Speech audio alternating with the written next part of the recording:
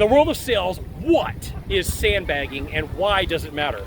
I'm Sylvan Bell. I'm coming to you live from Honolulu, Oahu on a perfect day to talk about sales. The perfect day to talk about you on video number 2 for sandbagging.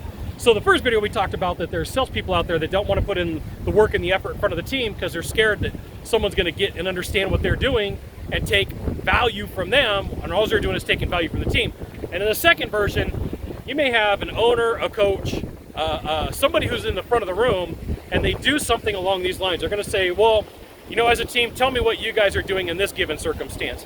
And I'm going to tell you there's nothing wrong with that, because when I train it, I do the same exact thing, where it becomes sandbagging and training, and that's the only thing the person does. They come in and they're like, you know what, I'm going to facilitate this, and I'm going to make sure that people are selling, but all I'm going to do is I'm going to ask them to give up the goods, and I'm not going to do any coaching, and I'm not going to do any training, and I'm not going to really give up anything. Because a lot of times what it comes down to is that person has nothing really to offer, and what they're doing is they're making it seem like they have a whole bunch of content because everybody's talking and everybody's engaged except for them. Now, where this isn't sandbagging is when they're adding value to the conversation and they're doing some sort of coaching, they're doing some sort of training. And I've seen this a couple of times in my career where someone will come in and they'll say, hey, look, I'm here to train you, I'm here to work with you today, you know, let's get this conversation going, let's do what we got to do. And then the next thing you know, you're like, how come I'm the one in the class doing all the coaching and all the training and this person is being paid to do that?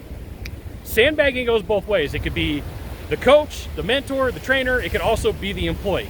And in the case of a manager, a coach, an owner, an outside vendor coming in and out doing training, that's where I'm like, time out.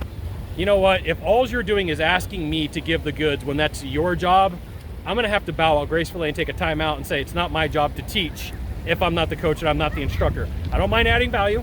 I don't mind adding information, but where it becomes a detriment to me as a salesperson is when I'm a salesperson and now you're having me be a trainer and I'm not a trainer.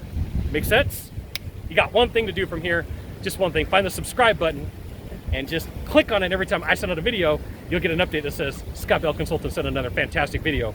You should check it out, which you should. We'll see you soon. Thanks for dropping by. Aloha.